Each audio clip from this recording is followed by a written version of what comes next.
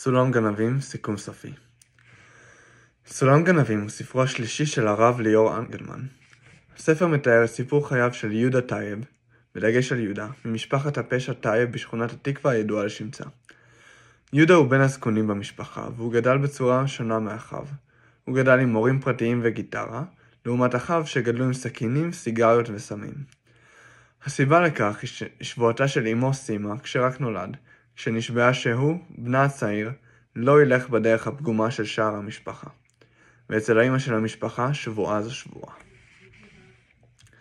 דילמות מוסריות רבות ומגוונות היו בספר, כגון ההחלטה של יהודה ללכת כליצן לבית החולים, הדילמה של יהודה על החוג הראשי באוניברסיטה כנגד רצונה של משפחתו, הדילמה של אביחי על האם להישאר בבית הוריו או לעזוב לכפר של יהודה, והדילמה הענקית של הוריו של יובל על האם לדווח על האפילפסיה או לסכן את ילדם במה שיכול לעלות לו בחייו.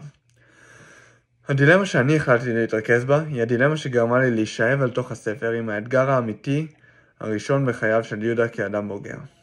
מה לעשות עם החיילת הבעייתית שלו, ליאת. ליאת שהגיעה מבית שלהגיד עליו קשה תהיה טעות, עם אבא מכה ואכזר ואמא שפוטה וכנועה. אחת שאינה מאמינה באנשים ואינה מאמינה בכך שבן אדם שאינו עצמה יכול לרצות בטובתה באמת ובתמים ללא שום מניעים אנוכיים שבסופו של דבר יפגעו בה. ליאת גנבה מהסגל לא פעם ולא פעמיים, ולמרות שעם שאר החיילות לא התעסקה, המאבק איתה היה הקשה מכולם. בזמן שעם הזמן אפילו החיילות הקשות ביותר התרככו ונסחפו למשמע ניגונו בגיטרה, אוזנו הקשבת ומשפטי החוכמה. ליאת הייתה שונה. בספר מתאר אנגלמן את ליאת כגיהנום של יהודה. ליאת הייתה הגיהנום שלו, הגיהנום של כולם.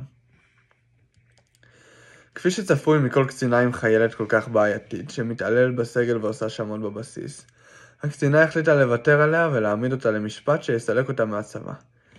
וזה עוד בלי שידע על גנבת הגיטרה של יהודה. הדילמה המוסרית שנמצאת פה היא הדילמה של יהודה על האם הוא צריך לוותר על ליאת שהוא כל כך נואש להציל, בשביל כל 1,000 האחרות, או האם הוא מחליט להמשיך לתמוך בה, גם אם זה יעלה לו בתפקידו ובקשריו משותפותיו לפיקוד. אני חושב שבזה שיהודה החליט להילחם עליה, למרות הכל, הוא עשה את הבחירה הטובה בחייו. הוא החליט להילחם על מי שבסופו של דבר תהיה אשתו ואם ילדיו, שותפתו לחיים ושותפתו להקמת כפר הנוער. אמנם הוא לא ידע על כך שהחליט לעזור לה ככה, אבל אני חושב שאנגלמן כן מנסה לגרום לקוראים להרגיש שמשהו הולך לקרות עם ליאת. בחלק השני, המפקד, אנגלמן מוכיח לנו שיהודה הוא איש עם לב טהור על אמת, ולא רק זילח שהוכח ללמוד בבית ספר יוקרתי כדי שיעבוד בשביל המשפחה יום אחד. הוא מבסס את יהודה כאדם בוגר עם תובנות משלו. בזמן שעדיין נעזר בעתיה, הוא כבר מתחיל להיות איש שהולך בדרך הישר ובעל אמונה באנשים שאיננה מהעולם הזה. בעמוד 93, ליאת קוראת ליהודה בכל מיני שמות, כמו המשיח, מלאך, נשמה וגיבור. בכך שהיא קוראת לו בכל השמות האלה, היא מנסה להעליב אותו ולגרום לו לחשוב שמה שהוא עושה זה מתנשא ומתיימר. למרות כל זאת, לדעתי מה שאנגלמן מנסה להעביר פה זה שהיא יודעת כמה הוא עוזר לה, וכל מה שהיא קוראת לו זה מה שהיא באמת חושבת עליו. ומה שאנגלמן מנסה לגרום לקוראים להבין. יהודה, אדם טוב. הדילמה של יהודה על האם לתמוך או לשחרר הייתה יותר מזה. היא הייתה דילמה של האם הוא הולך להיות גבר שנלחם על מה שחשוב לו בחייו, או זילח שמוותר עם קשה. יהודה לא ויתר. למרות שגרם לאין סוף אתגרים לכל הסובבים אותו, היה חסר רחמים, אכזרי וקשוח. אסי, הבן השלישי במשפחת טייב, התמודד עם לא מעט אתגרים בחייו.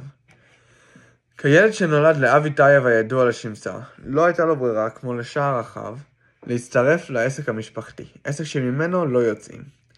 בזמן שלא מסופר כל כך הרבה על היהדות של אסי, אנחנו יודעים שכבר מגיל צעיר, הוא מעשן סיגריות וגם סמים, ושותה אלכוהול הרבה יותר מנער ממוצע.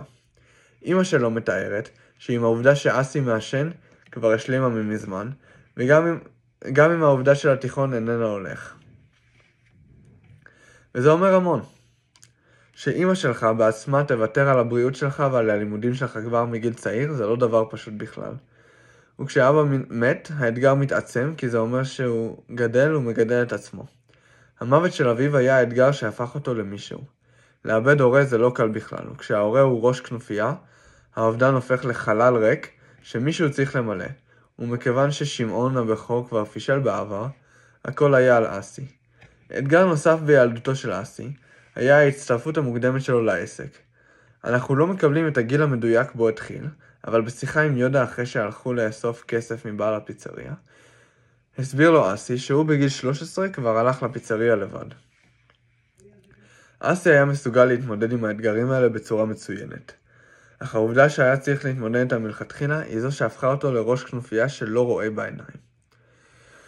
עוד אתגרים שאסי התמודד איתם, שבנו את אישיותו והתנהגותו בהמשך הספר, היו ההתמודדויות הרבות עם הבעיות שיהודה גרם במודע או לא מודע. יהודה, שחי חיי שפע על חשבונם, לא היה משהו שאסי התחבר אליו בכלל. אבל הוא הוכרח לשרת אותו ולדאוג לו לכל צרכיו, מבלי שייתן דבר בתמורה.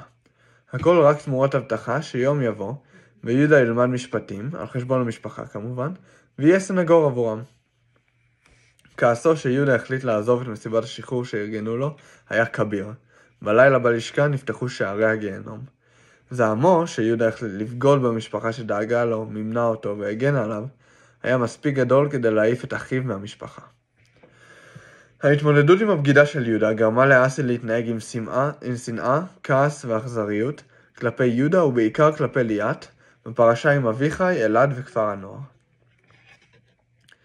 אסי התנהג באכזריות הידועה לו גם כשליאת רעדה וגם כשידע שהיא נואשת לא ויתר. הוא התנהג ככה מפני שמגיל צעיר למד לא לוותר לא משנה מה. אפילו כשזה אומר לחטוף לאח שלו את התינוק. הוא חיית טרף, לא רואה בעיניים, הוא ראש הממשלה. סולם גנבים זה שם מצוין לספר, מכיוון שזה ביטוי ידוע מאוד בקרב ילדים ונוער בישראל, לפעולה שבה אחד שם את הידיים שלו בערך בגובה הברך של השני, והשני דורך על המדרגה שבנה חברו ומצליח לטפס מעל המכשול. אחת המשמעויות של הסולם בהקשר של הספר הוא הכלים. הכלים שניתנו ליהודה על ידי עטיה, הכלים שנתן יהודה לליאת, אלה שלמד מעטיה, והכלים שקיבלו ילדי הכפר מיהודה וליאת. כל אלו הם הסולם של האנשים האלו לחיים, ומה שעוזר להם לעלות ולטפס מעל המכשולים והאתגרים שלהם, ולהיות האחד מאלף. משמעות הגנבים היא כמובן משפחת הפשע טייב. למרות שאינם גנבים, מה שהם עושים הוא כמו גנבה. האחד שמרגיש שזה הכי הרבה הוא יהודה, שלא טעים לו לסבוע מפחד של אחרים. האחרים במשפחה, לעומתו, היו נעלבים אם מישהו היה קורא למה שהם עושים גנבה. מבחינתם זו עסק או עבודה. לגיטימי לכל דבר. אבל הצירוף מילים סולם גנבים כשמו שהספר הוא גאוני. יהודה הוא זה שהצליח לעלות מעל המשפחה, הוא זה שעלה על הסולם ומצליח לעלות רבים אחרים ורבות אחרות מעל חיי הפשע, חיי העוני והחיים האכזריים שממתינים להם מחוץ למסגרות. אבל דבר אחד הכי חשוב שיהודה לא תמיד זוכר, זה שמי שדחף אותו ונתן לו את כל הכלים, לאו דווקא היה עטיה, אלא המשפחה שלו.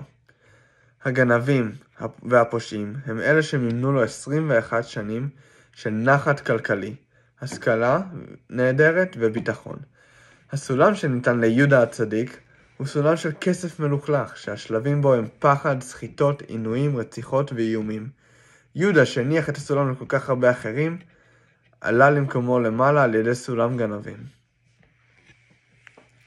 לסכם זאת אומר שהספר הוא ספר מרתק שמעלה לקורא שאלות מאתגרות על מוסר באזורים שלא ידועים לרובנו ואינם מדוברים מספיק.